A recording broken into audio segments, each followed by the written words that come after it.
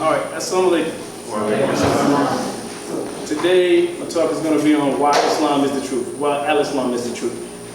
There are 5 questions that I want you all to think about, to answer to yourselves, and then at the end of this talk, maybe again, answer those questions again to yourself. Hopefully I've answered them for you.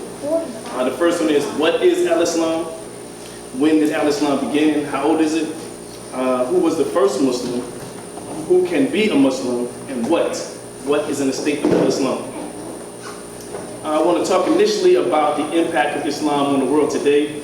I think about 200 Scots become Muslim every year.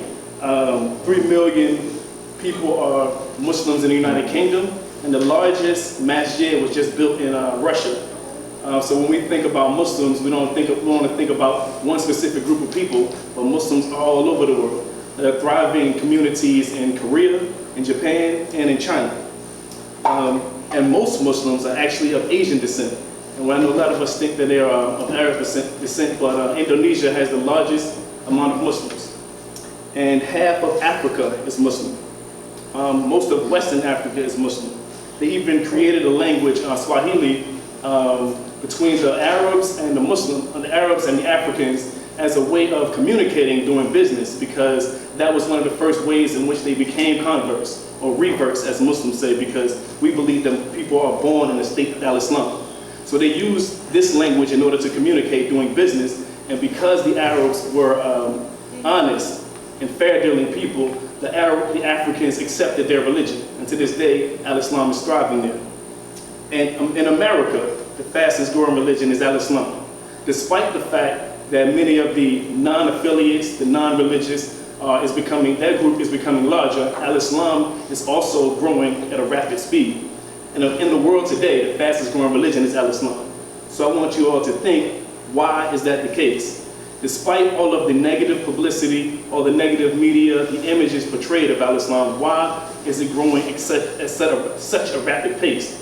Even after 9/11, I think it was 23,000 people a year in America convert to al-Islam. That is because they are researching about al-Islam. They had no idea about it until the media made some of them aware of it. And then they began researching it and finding that it was true. Now today what I want to do is have a telescopic view of al-Islam. I want to look at it from a far view, kind of overarching of what the message is that al-Islam is portraying.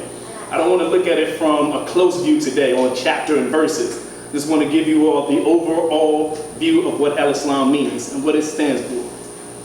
You know, when we look at some things with our naked eye, they look beautiful to us. But then when we look at it under a microscope, the beauty sometimes tends to fade.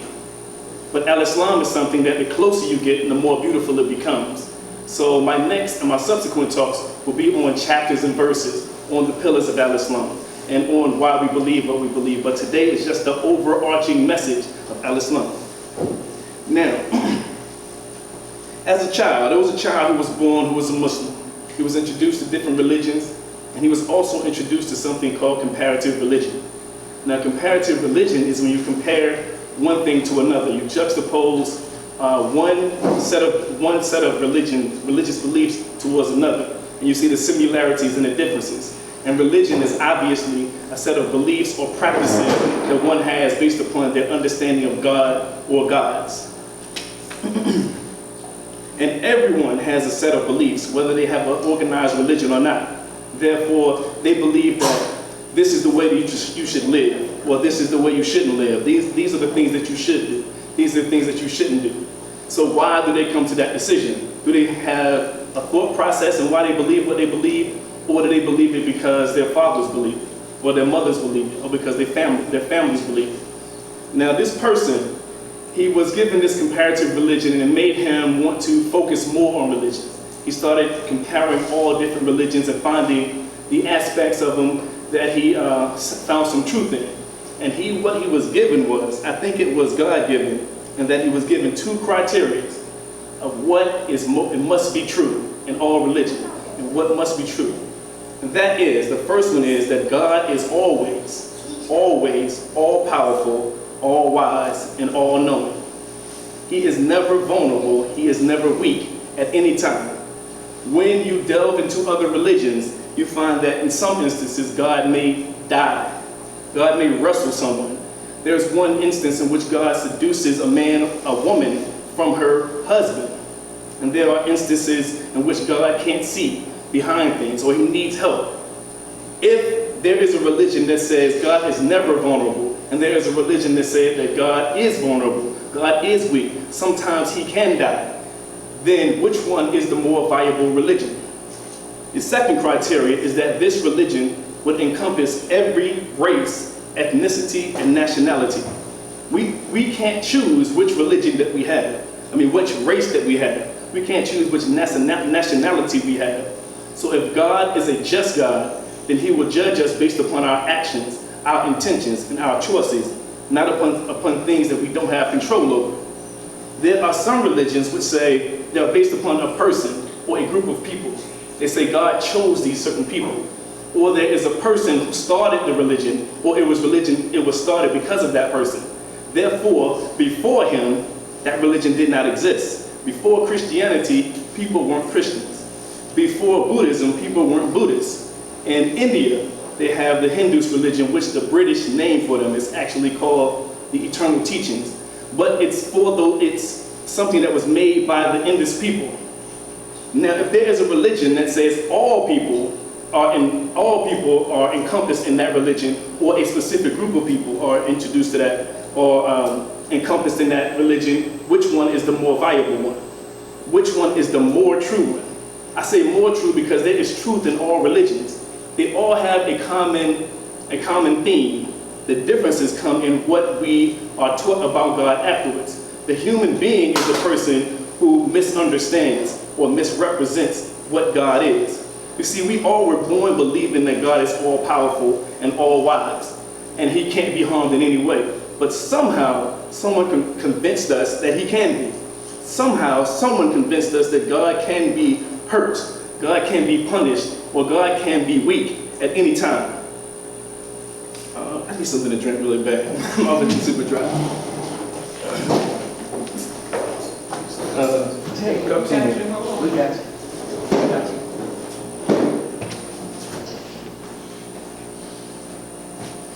Thanks, sir. I had cups on, I don't know what they were. Chopped on the floor. Okay. I think I'm good now.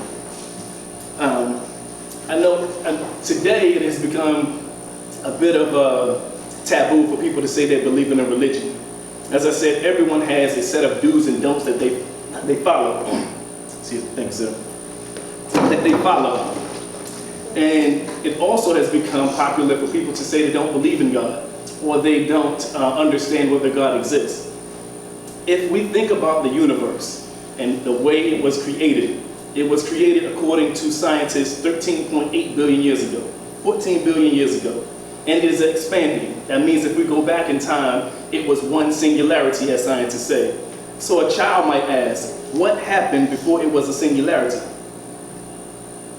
Nothing. It was nothing. Nothing existed at all. And they'll tell you that. There was nothingness, and then there was something. Therefore, it came into existence.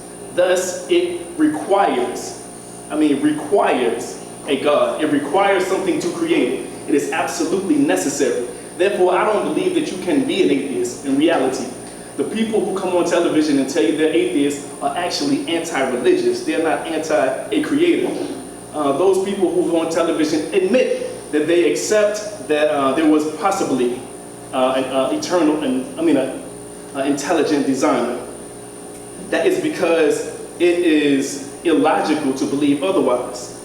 Now, if there is a religion that says that God is always powerful and God is always wise, and it encompasses every group of people, that religion is more true than the other religions. So Al-Islam means the submission to the will of God. Every God-fearing person who has ever lived has been following or wants to follow Al-Islam. They want to submit to the will of God. And if they do, when Moses told the Israelites to follow the laws that God gave them, he was a Muslim and he was telling them to be Muslims. He was telling them to forsake their own will and follow the will of God. Some people have been under the impression that Al-Islam started 1400 years ago. It was perfected 1400 years ago. It began as soon as God created the first thing. You see, I was hooked when I found out that every person could be a Muslim. Adam, the father of all of us, was a Muslim. God gave the message to him to submit to the will of God, and he told that to other people. But then I found out everything is in a state of al-Islam. The trees, the planets, the stars, the moon is in a state of al-Islam. Therefore, it is the oldest religion in existence. There's nothing that came before it except Allah. It was Allah and then his creation, and then his creation submitted to his will. Therefore, it is the oldest religion. There is no religion before it. There is no religion after it. All it is approximations of the truth. It is not the actual truth except for al-Islam. Any questions? Yes. You know, alhamdulillah, first of all, your message is very clear. We appreciate that. Thank you. What would you say to a person who asks you, why is there so many different religions?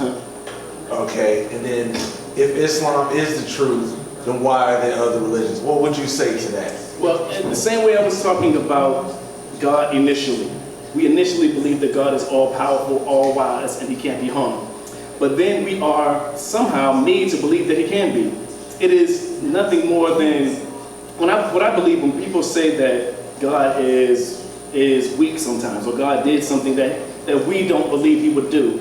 I believe they're trying to bring God closer to them, or themselves closer to God, and in doing so, they take the majesty of God away. God cannot be inside of a human being. He is too powerful to be inside of a human being. Something that created the universe can't be inside of a body. It would be as if we put an ocean inside of a bottle. It can't fit in it. We have a capacity that is but so big. Our minds can contain but so much knowledge. Therefore, God could not be a human being. He could not be inside of the universe. He would explode it. As powerful as he is, the universe cannot control or contain his power. So when I see people that say something about other religions, it is our own fault. God has given us the right path. It is us who decide. Like, I don't believe there are any gray areas. I think everything is black and white. We make it gray because we want to do something that we want to do. Misunderstanding. Any more questions?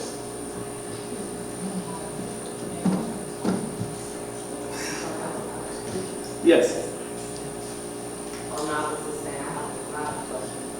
I have one more thing I wanted to say. This child was obviously me. I believe. I believe that. I don't know if it's 20 seconds yet, 20 minutes yet, but I believe that when I was given those two things, and God gave those to me in some way, I believe it opened my eyes to everything that was true.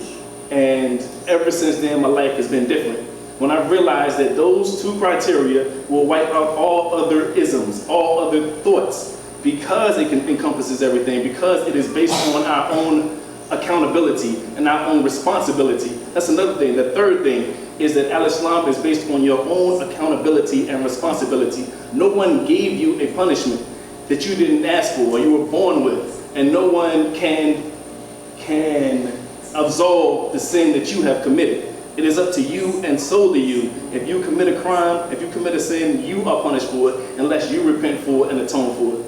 And if you do a righteous deed, someone just asked me this week, they said, if you do one sin, then you're a sinner. I asked them, well, what if you do one righteous deed? Are you righteous? Allah is the person, Allah is the being, astaghfirullah. Allah is the being that looks at the whole person. Human beings are the people that say, oh, you stole from me one time, you're a thief. You lied to me one time, you're a liar. Allah looks at the whole self, your whole being throughout your whole life, and that's when he makes a judgment on you. Yes.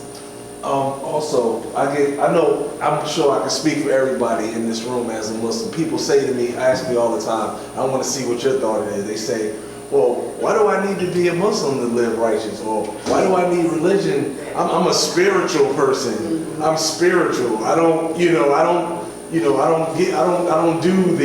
the oppressor's religion. And what do you say to that? Well, there are several things that I would say to that. The first thing is that in spirituality is spirit. And so, I mean, a lot of people say they're not spiritual, they don't believe in a spook God or something. But a spirit is the spirit that is within you. It's something that is immaterial. And that immaterial things come from an immaterial God. Now, God has also given us revelation. And what I would say to that is, if you think about DNA, in DNA there is more organized information in DNA than in an Encyclopedia Britannica. And it is discoverable. That means that God had put it in there for you to discover it. In other words, he reveals something to you. In the same manner, God gives whatever animal needs in their lives, God gives it to them. A human being not only needs food and shelter, it needs understanding. And God gives it understanding through revelation.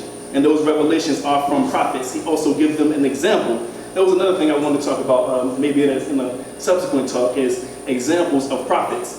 If you see the prophets in Al-Islam, you understand that they are examples to follow. If you look at other religions, they are some of the worst people in existence. They commit incest, they commit mass murder, they commit adultery, all those things. But in Al-Islam, we look at all prophets as prophets who are sinless. If they make a mistake, that is one thing, but we look at prophets differently than other people do. And God has given us revelation, and he has given us prophets in order to live righteously. And I would say, if you see someone who is spiritual, most of the time they're saying those things because, I'm not going to say most of the time, a lot of the times, they're doing it because they want to follow their own set of beliefs, or they want to do what they want to do. I don't think that people, I think Pascal said, men fear religion, and they hate religion, and they fear that it may be true. They'll have to do something. You know, Al-Islam is an action. That means you have to submit your will to the will of God. You have to pray. You have to fast. You have to give charity. When you say you're spiritual, you can do whatever you want to do. It's up to you to decide whether you want to work that day or you want to do whatever. It's not up to us. Every time we don't, then we have committed a sin when we don't do something that's righteous. They can make their own rules. So a Muslim is always, if a Muslim practices what they're supposed to do, they will always shine in any gathering, in any group. They will always shine over anyone else. Yes? Can a Christian be a Muslim? That's heavy. That's a good question. He has no choice. Now, a Christian, I believe that everyone, well, not I believe, everyone according to Al-Islam is based on their own understanding. So if they are attempting to submit to the will of God, they can do their best, and God will judge them upon what they understand. But Al-Islam is something different, in which you pray 5 times a day, you fast, you give charity, you abstain from pork and all those things. So a Christian wouldn't do any of those things because they don't believe in that system. But once they are given that knowledge and understanding, and only Allah knows whether they understand it, then they are considered a Muslim, and then they will have to follow those tenets. But they may, so that's the reason why I think it's called Al-Islam. It's the submission to the will of God, not submission to the will of God, what you think God wants. Allah gives you a set rule of what you should be doing. Any more questions? Is that? I think you got a question. Yes. I do. I just want to get your opinion on this. From what I've observed so far, it seems like Al-Islam is, this is just from my observations, there may be other religions this way, but it seems like Al-Islam is the only religion that's judged based on people who claim to be Muslim versus other religions who are judged based on the teachings of that religion. Do you have any perspective on why you think that is? Could you repeat that again? Why is Al-Islam judged based on the people who claim to practice that religion versus other religions that are judged based on the teachings of the religion? By society. By society. Oh, why is Islam treated differently? Right. Obviously, I think people are ignorant about Islam, and I think that, you see, one thing I think that terrorists and people who commit all these heinous crimes do is they say people believe that we accept Al-Islam and we are practitioners of Al-Islam, and we take it more seriously than other people take religions. Like, generally, a person who says they're a Christian, there are a ton of people who say they're Christians that don't do anything that's pertaining to Christianity at all. They don't know much about it. But every Muslim, to some degree, has some understanding of Al-Islam and what they're supposed to do. And they see that seriousness, so they hold us on a higher level. I mean, if you are doing what you're supposed to do, people will always say, well, I know that you're supposed to be praying 5 times a day. I know you're not supposed to be eating pork. So they hold us at a higher standard, and they should. That's what we're supposed to be doing, but it's unfortunate that we also get the bad part of that. We get the brunt of it when something bad happens. I think it's up to us. Initially, I had a problem with telling people I was a Muslim, and then I realized that I'm not doing anything wrong. I'm not a terrorist, so I'm trying to exemplify what al-Islam means, so I should be telling people more. And if they knew more, then they would accept al-Islam. That is the reason that people are becoming Muslims now. As soon as they read and find out about it, there is nothing comparable to al-Islam. Nothing. I mean, I've been debating people all my life. and it's not because I'm a genius that I get my point across. It's because I got the right one. I chose the right one initially. When I used those criteria, I mean, I was born a Muslim. My dad was a Muslim, but what happened was I saw a video on comparative religion, and it kind of scared me because it made me believe that if this is not true, that means 2 billion Christians are not right. That means I could not be right. So I need to find out whether what I believe is true. And I found out it was the truth. Yes. How would you, what would you tell a person who is not Muslim, who is maybe considering to be Muslim, what steps would you tell them to take in their approach of finding out the truth? Like, what steps did you take? Because you have to approach it in a certain manner if you really want the truth. If you really want the truth, what I would suggest to do is read the Quran. And or what you could do is first think about what you think is true. And I mean, I had some things that I thought was true, and then I read the Quran, and I was like, no, I was wrong, this is true. But if you have a set base, say, okay, right here, this is given, this is true. And then you study all religions. I think everyone should study all religions, just to get the gist of all religions and be able to explain yourself. I mean, when Muslims are congregating together, then they'll have the opportunity to express or hear other people's views. I mean, if you always hear the same view, then of course you think you're right until you talk to some other people. But I think everybody should read another religion. And I think my 2 criteria, or the 3, are universal. If you believe that God is all-powerful and that moral God would give his message to every single people, there are people who believe that God gave justice to the specific people, and he gave prophet to that people. Al-Islam said there were prophets sent to every single nation, every single people. I mean, if you use those criteria, I don't know how you could come up with anything other than Al-Islam. Yes. Somebody, No, that's fine. Any more questions? All right. Thank you much. That's it. That's it.